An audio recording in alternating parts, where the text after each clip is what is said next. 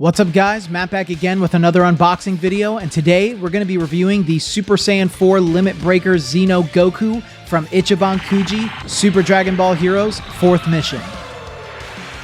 Before we dive into the video, please remember to subscribe and hit the bell, like the video, comment your thoughts down below for us to discuss, follow me on my socials, and consider becoming a YouTube member to enter into our monthly giveaways and Discord server so our community can help you on your Dragon Ball figure collecting journey.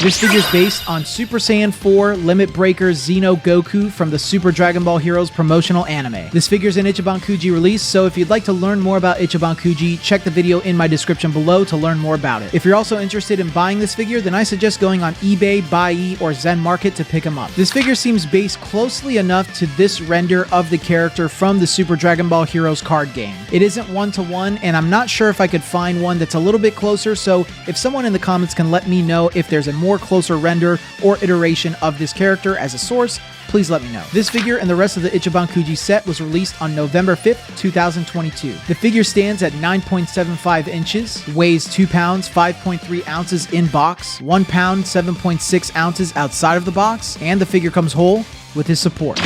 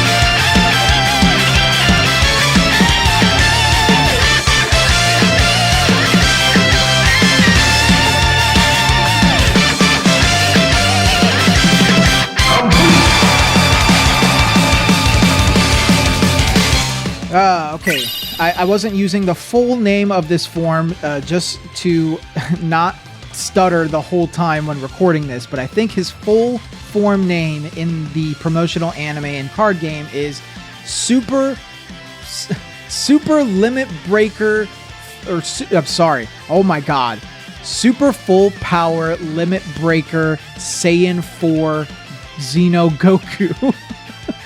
What a ridiculous name, dude. Why can't you just call it Full Power Super Saiyan 4, like, or True Super Saiyan 4? Like, what is going on? But whatever, man. It is what it is.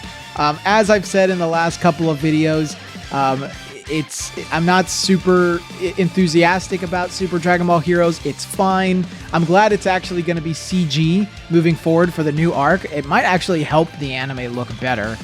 So we'll see. It doesn't look terrible. It just looks very dated and stiff, which was the same animation that Dragon Ball Super had, which was an issue for me. But there are better days ahead of us with Dragon Ball Daima, which I'm very, very excited about. But as a character choice, let's focus in on the figure, right? As a character choice, I'm going to give this a 3 out of 5. And the reason I'm going to give it a 3 out of 5 is, number one, like I said, I'm not super enthusiastic about Super Dragon Ball Heroes, so I don't really care that much about it and its original characters. And also, just the year before, we got a Super Saiyan 4 Limit Breaker, whatever, Saiyan Goku.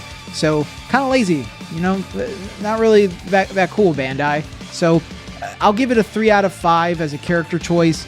I think the only thing that's helping it out a little bit is that it's Super Saiyan 4 and it's Goku, so I do like both of those things. So, that's it. But I'm glad they're at least doing a different type of Goku for the upcoming Super Dragon Ball Heroes Kuji, where he's Super Saiyan Blue after he absorbs the God Tree or something like that. But, you know, 2 years in a row of the same character and form, kind of weird. So 3 out of 5 there. Likeness is great. It's a 5 out of 5. I really like the details around his mouth and around his face and eyes. Just like I say a lot of times with Ichiban Kuji figures, he has those anime lines above his eyes, under his eyes. They did the red outlines around his eyes as well, which is iconic for Super Saiyan 4. He does look like Goku, and they captured his likeness really well. It's hard to mess that up because I think they base a lot of this figure off of the Greatest Saiyan, which moves me on to sculpt quality. Sculpt quality, I am going to give it a 2 out of 5. And the reason I'm going to give it a 2 out of 5 is because it's the same sculpt as the Goku from last year, and all they did was change his face and change his arms. So instead of his arms being down by his side, they're lifted up like he's powering up. But it's the same exact sculpt from last year, which, holy crap, Bandai, that's lazy. And to put on top of that, that sculpt, at least the head, is strongly recycled. I know for certain, like a lot of that figure and some of this one is recycled of one of the greatest figures of all time, the Greatest Saiyan Super Saiyan 4 Goku. So it's just inexcusable. It's extremely lazy. If you're gonna do an Ichiban Kuji, man, just do at least a little bit of something different. Like if you're gonna use the same character again and the same form, do something different. Do something, make him do a Kamehameha or something. But super lazy. I can't excuse it, man. So the sculpt is going to have to be a 2 out of 5. It's not a bad sculpt, but me as a collector, this far into collecting Masterlise figures, it's the same thing, and you're paying, you know, close to $100 for this thing. Come on, dude.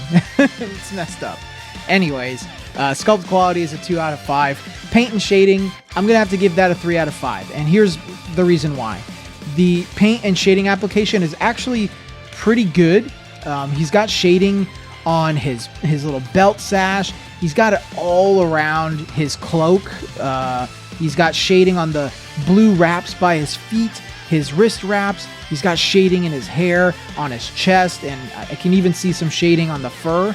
But I don't like the color and like the glossiness that they use for this form's hair and the glossiness that they use for the fur. I know what they're trying to do. They're trying to emulate that glowy reddish color that they do in the Super Dragon Ball Heroes promotional anime, but I just don't think it looks good. So on a figure, I feel like it looks even worse. So again, it's not a bad application. It's just the glossiness is really throwing me off, and I don't think it really lands that good on this figure. And on some it looks good. Like the Vegito, I didn't really mind it, but as time goes on, I just like it less and less. So I'm going to give it a 3 out of 5 in that area. It's just my opinion. I don't like the way it looks.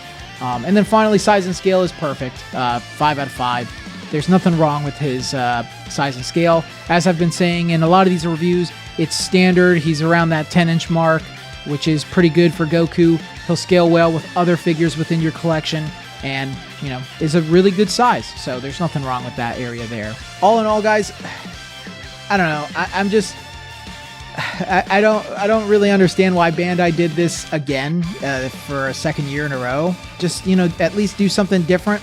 You know, at least with the upcoming Ichiban Kuji, I know they're recycling a lot of stuff from the last 1 or 2 Super Dragon Ball Heroes Kuji, but they're doing a lot of unique things, like making everyone Super Saiyan 3, and there are some cool things happening that at least make it different enough to be like, oh, okay, yeah, this is kind of fun.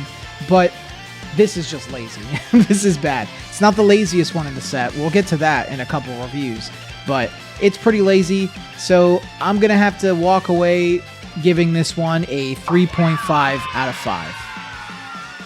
Guys, thanks again for watching today's video. I hope you enjoyed it, and if you did enjoy it, please remember to like the video, comment your thoughts down below, and of course, share this with a friend, subscribe to the channel if you haven't already, and don't forget that we're doing a monthly giveaway. These are our prizes that we're doing this month for the giveaway, so make sure you become a YouTube member today, hop into the Discord server, and take part in our giveaway on this date. But until the next video, guys, I will see you all later.